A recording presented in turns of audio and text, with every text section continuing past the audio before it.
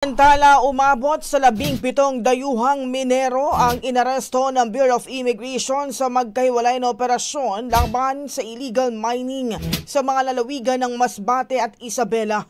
8 dayuhan, 7 ay ang Chinese at isang Taiwanese ang naaresto sa isang minahan sa sitio di Makawal, Barangay Bukal Norte, Dinapige, Isabela.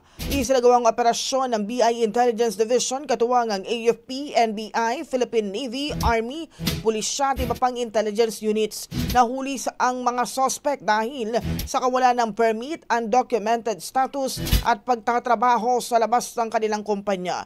Samantala, 9 na Chinese nationals din ang naaresto sa Aroray, Masbate matapos maaktuhang nagsasagawa ng iligal na pagmimina sa 2 minahan sa Barangay Kabangkalan at Pangle.